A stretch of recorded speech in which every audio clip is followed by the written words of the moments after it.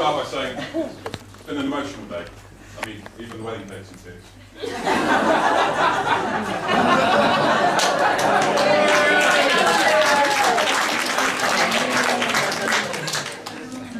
So I'd like to start by just saying thank you for coming to our special day. 20 months ago when Neil proposed to Gemma and she said yes, clearly. I proposed to him. Or the other way around. Oh, how dare you! Secret's out. I suppose it does I happen. think Gemma realised at that exact point that there would be 3 people in this marriage, so again I'd just like to thank you all for all lovely presents. I look forward to dividing them up later on. I want the lingerie. Now, I know that it's traditional within a best man speech for me to stand here and talk about Neil, his sexual conquests, mad ex-girlfriends, but to be honest, he doesn't really have a lot of any of those. Gemma, on the other hand, I could talk about for a while.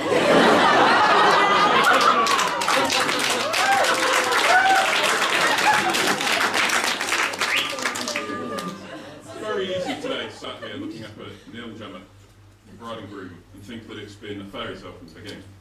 But you'd be wrong in thinking this. I'd like to take you back in time 4 years ago, not long after Neil and Gemma got together. They were living in student houses, lots of people and very little time to spend together. Neil, at the first opportunity he had to have the house to himself, jumped at this opportunity and decided to have a romantic night in. I want you to picture the scene, okay? Neil has put a roast dinner in the oven.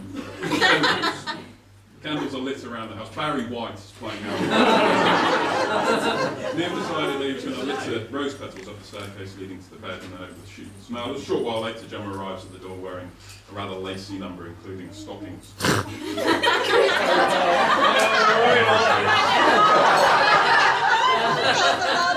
Neil knows what all men would do.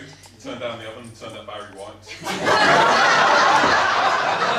To get upstairs. So what pursued next is a race to see who can get upstairs first. So Gemma, being younger and more nubile, takes off. So she's halfway up the stairs before Neil even realises, and he bounds up behind her. What he hadn't considered, though, is that stockings and rose petals weren't a great mix, so Gemma's feet come flying out from underneath her. Neil, by this point, has picked up a serious head of steam. Falling up behind her, suddenly trips over and does what we would all do in that situation, which is regard for your own safety.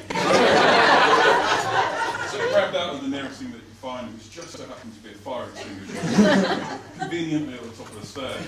Now, I still to this day don't quite know how he achieved this, but he managed to knock Gemma out pretty much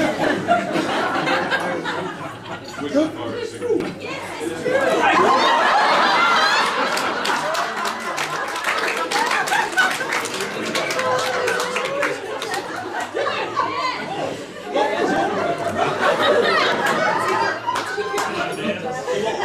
What Gemma didn't realise up until this point is that clubbing women around the head with heavy objects was Neil's way of getting women.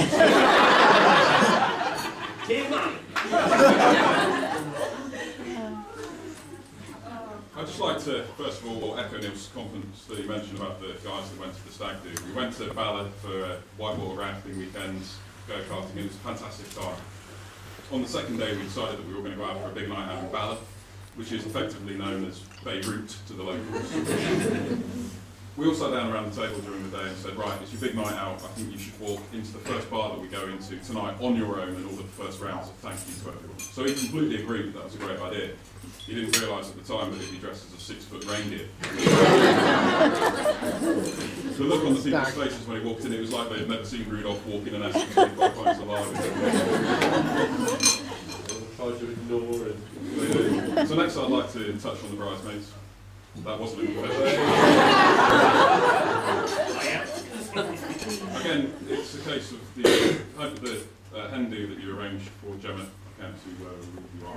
You're over to me. So the hen do that you arranged in Brighton is a testament to how well you know your friends. I think the detail that you all put into that to make it special for her is amazing. I think she had a weekend that she's never going to forget, so well done. I can already hear the echoes and squeals of excitement when Gemma announces that she's pregnant. Which she's not. You're not. She's not a bit.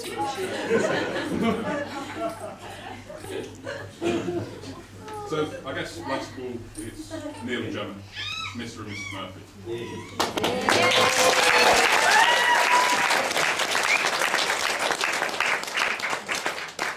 First of all, I wanted to start by saying thank you for asking me to be such an important part of such an important day for you. Standing there whilst you exchanging vows was an incredibly proud moment in my life, so thank you to both of you. I've had the pleasure over the last 4 years of watching Neil and Gemma grow as a couple, and I can say 100% they are the strongest couple that I know.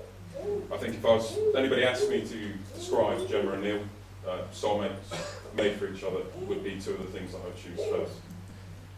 Alongside that, I cannot wait to watch their future as they have announced pregnancies, the birth of their child, well, more importantly, watching you not drink rosé for no But so I guess we're all here to celebrate Neil and Gemma, so I'd just like you all to raise a glass with me to the bride and groom, Neil and Gemma.